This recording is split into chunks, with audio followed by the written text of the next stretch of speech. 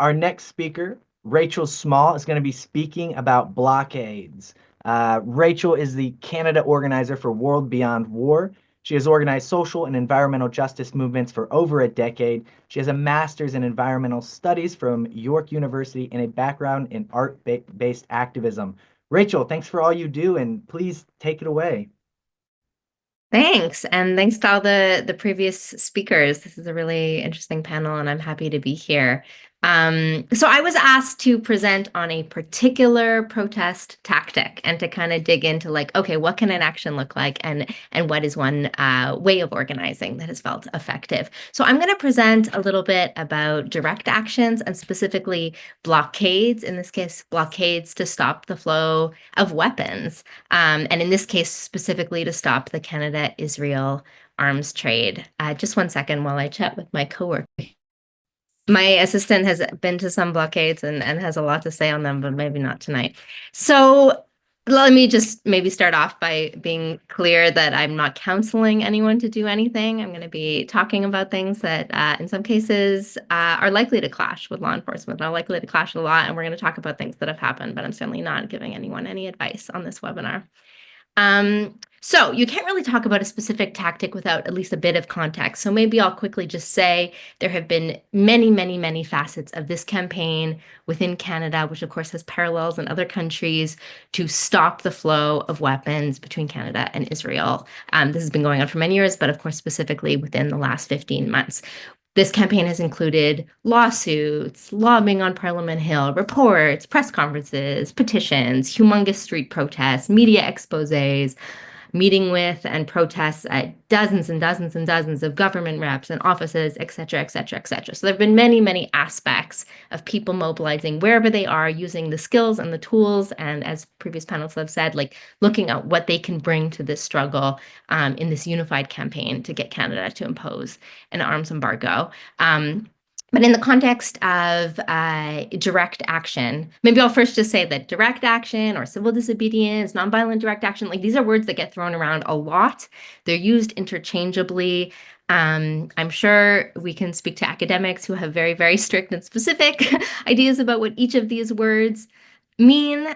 Personally, I'm not particularly fussed about us having to have these kind of unchanging definitions for how we resist, but I maybe will just say the one way of understanding and defining direct action is kind of like it sounds, right? Like you're directly acting to address the problem you're facing, which is different, for example, versus appealing to a decision maker to take actions. When people hear direct action, they often think, oh, people are getting arrested or it's illegal or this or that. That can be part of it, but we're talking about what are you doing, often coming together with others to directly change the situation instead of asking someone else to change it. So maybe in contrast, for example, a month ago, we did a big sneaky action where over 100 Jews and some of our dear allies took over a parliamentary building in the capital in Ottawa, in Canada, and directly interrupted the business of the federal government. The members of parliament couldn't get to their offices. We were demanding an arms embargo.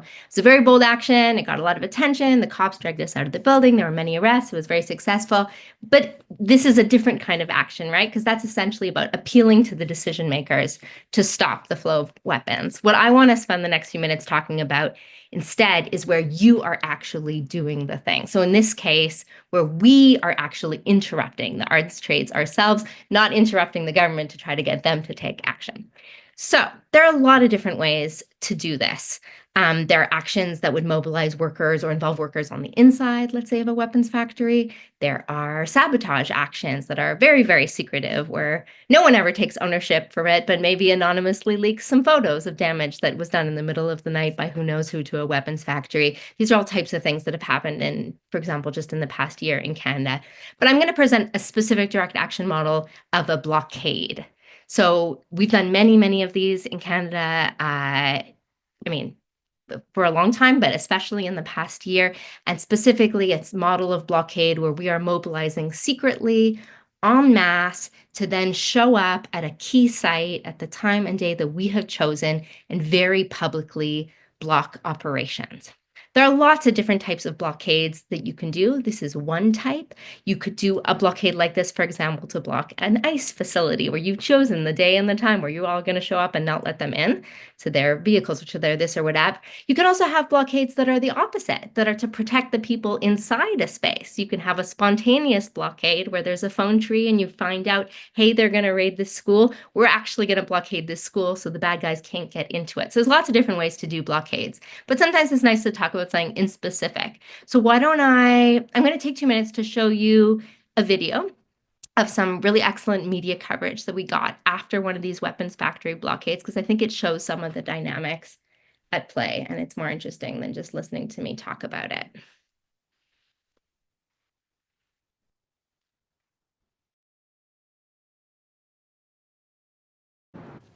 Here in Toronto, several people were arrested after a demonstration this morning outside a business that supplies Israel's military.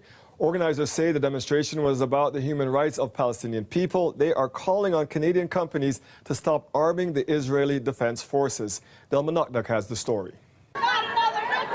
Not another dime! No more arms for genocide! Dozens of people gathered outside blocking entry into the global headquarters of Incus, a Toronto-based company specializing in armored vehicles and aerospace and defense. So we're here to sell Incus, which has bragged about supplying the most command and control units to the Israeli government than any other company. And we're here to say Canada needs to stop arming Israel.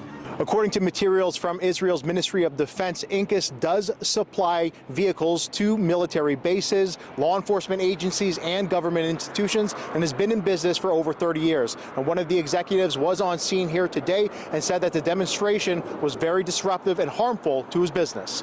We are a Jewish family. We targeted #1 because of the Jews. Just shows the rise of anti-Semitism in this country. We're lovers of peace, lovers of social justice. We oppose all forms of racism, including anti-Semitism. This is about a company's complicity. Last year, Canada exported over $21 million worth of military goods to Israel. In a statement, Incus's chairperson writes in part, being primarily a manufacturing business, every minute of production time counts. We have lost hours. Our business has been unnecessarily disrupted. Our employees no longer feel safe in the workplace. This situation is causing our business to lose money, to lose profits. Some people are not able to work today. It's bad to see. In today's economical situation, our country has to spend resources to uphold the law.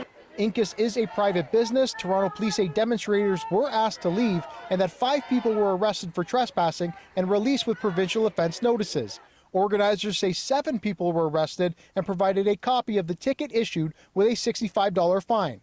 They also say it won't be business as usual for companies supplying Israel's military. Del Manukduk, CBC News, Toronto.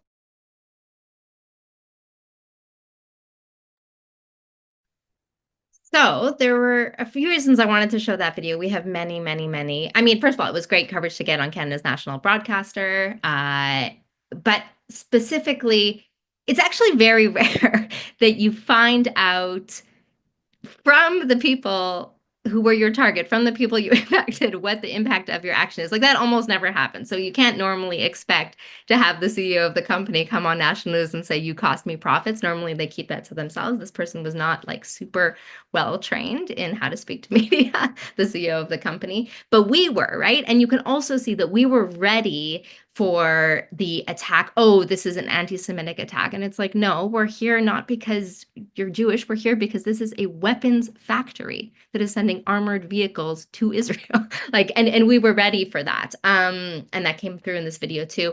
Another reason I like this video is because it highlights, I think the element of fear, and like the risk, but also what actually happens around criminalization. And I mean, the context is different in every place, and I'm not sort of making generalizations across the board. And I've really appreciated what the other panelists have said about looking out for each other in these times. But I also know that when people will hear about a protest and maybe will only see mainstream news or only see the police tweets about it, and it says like, oh, we arrested 10 people, blah, blah, blah, at this thing. What people think is, oh my God, serious charges. Oh my God, these people have a criminal record. This is going to ruin their life. And like, some charges can be serious. Some charges can be annoying. I personally have faced criminal charges and worked through them in court. It's annoying.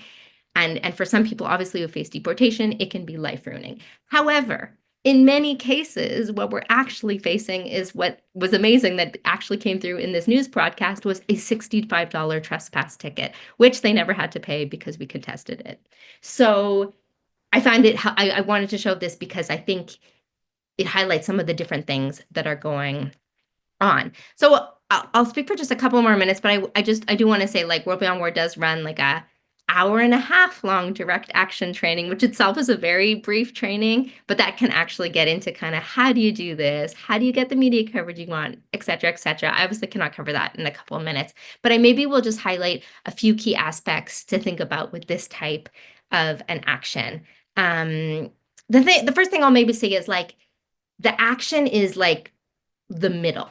And just as much work happens before and a ton of follow through happens after. So there's like a lot of prep and a lot of follow through if you want to do something that is successful and impactful in this kind of a way. So ahead of time, scout. You need to scout the location. Like, I cannot overestimate the importance of a scout. If you actually want to be interrupting workers coming into a factory, you have to know everything about what entrances they use, their shift times, how many workers are there, how are they showing up. Like, you really have to do in-depth scouts of the facility. But even before that, you have to do research. Part of why these types of actions have been so important in Canada over the past year is that, unlike the US, people didn't know that Canada was arming Israel, and the Canadian government was maintaining that Canada wasn't arming Israel, and we had to reveal that to be true. And eventually we got to a place where we did change some of the Canadian government's export policies to Israel in the past year. We did not win a full arms embargo, but we won something that would have been unthinkable 2 years ago. But first, we had to be at the weapons factories showing what was happening there. That took a ton of research. And that took partnering with the types of orgs that, for example, are think tanks that are frankly never going to show up at a blockade, but are spending the hours in spreadsheets to figure out what's happening and are happy to share some of that information with the people who are going to do a different tactic. This type of a blockade relies on an element of surprise. These were not publicly announced actions. This would never have worked if the company knew we were coming. So this involves secrecy. This involves being really cautious about who you're inviting and really leaning into relationships, building trust and community organizing. We used a kind of spiderweb model of outreach, so no one had a full list of everyone who was planning on being there. I, for example, am sending it by signal via like an encrypted channel, an invitation to 10 different people, and they are meant to pass it on only to deeply trusted people.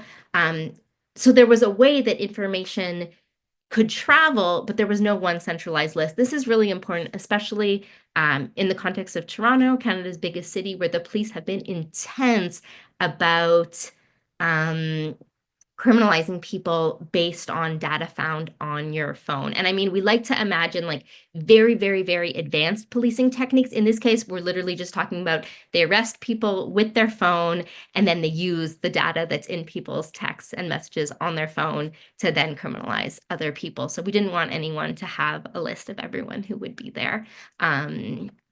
That's kind of one tidbit about how these types of actions have been organized. This was not a symbolic blockade. You can do symbolic blockades, but in this case, we actually blocked all people and vehicles for a number of hours from getting into the facility. The news cameras arrived a bit later, so the footage that you saw there, like some of the people who worked there were already kind of in front of the building, but it was a hard blockade where we used our bodies, where we linked arms to physically block cars from being able to drive in and to physically block people. We've done dozens of these blockades in the past year. At some places, we've only been able to block all vehicles because these are huge complexes without fencing around them. It was not feasible for us to block people from walking into all doors. So you got to kind of make an assessment based on your realistic capacity and the location, etc. Yeah, there's a lot more that I could say. Another thing, though, is that we decided that media was a really important aspect of the success of this action. It's not always. We tend to always think like, oh man, we didn't get much media coverage. That sucked. Sometimes media is not the point. Sometimes the point is what you did on that day and the people who gained the skills that day and et cetera, et cetera. But in this case, because we were trying to shift a national dialogue about whether Canada was arming Israel, media was the point. So we worked hard to get that and lots of other media coverage. We talked a ton in confidence with reporters in the lead up to this action. We developed fact sheets about Incus that were all sourced so that those reporters felt confident on national news saying, hey, this is a company that's arming Israel. If we hadn't done that, if we hadn't like handed the story to them, we wouldn't have got that coverage. So just to say that sometimes you get lucky and you get great coverage, even if you didn't work hard for it. But sometimes if that's a key part of your action, you got to work really hard for that goal. And as I mentioned, there's a lot of after work. I mean, if people get arrested, then there's tons of legal support you're going to be doing. But even if not, we're building for a longer movement. It's not about the action, right? So we try to allocate sort of as much prep time before as follow-up time after to make sure that you're wrapping things up in a good way, following up on leads you got. In this case, some workers ended up sharing some stuff with us that we followed up with them on after. Yeah, I'll cut it off there because I know I'm out of time, but I think blockades are a really fun tactic, and I think that they can be applied to lots of different situations. Rachel, thank you so much. I have so many questions, but you're right. We are over time. So if you could just be quick with your answers, because I do want to get to some of these.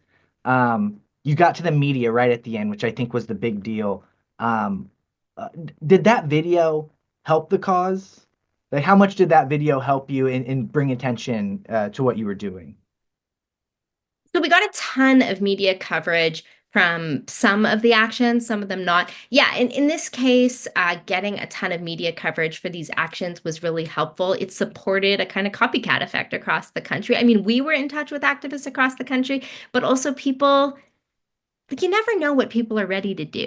Like, you might think like, oh, I know this group and they're kind of cool, but there's no way they're going to do an action like that. You don't actually know. And people watching a genocide live streamed on their phones were ready to do things that I personally would never have expected. And so there were people we reached out to say, hey, can we support you in doing this kind of thing in your city? And then there were people who totally surprised us, who watched what we did on the news and said, hey, I can do that too. And then they did. So I think that there were kind of the national political impacts of the government being embarrassed and kind of caught in a lie. But then there was also people across the country being empowered to discover their local weapons factory and do something about it.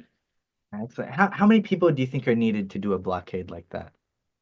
How your Yeah, spider web? Yeah, it really depends on the location. You kind of can't see in that particular video, but that factory was actually pretty small. There were two kind of car entrances and one other place people could walk in. So we were actually only talking about blocking like kind of 3, 4 sort of small lanes of traffic that actually doesn't take that many people if you're well organized, if the people know to link up arms. We had some pallets too, because cars and some people holding their bikes, because people in fancy cars care more about like their car getting scratched on a pallet or a bike than they do about driving into a protester, so it can help. But you really don't need that many people if you're well organized. Other facilities that we've been at, they're like huge. It's like multiple blocks long and you're blocking many entrances, so you need more people. And there's really important roles offsite, I should say, like the lawyers, the legal support, the people taking media calls, like the people posting on socials, like those are all people on site playing really important roles, even if they're not there in person.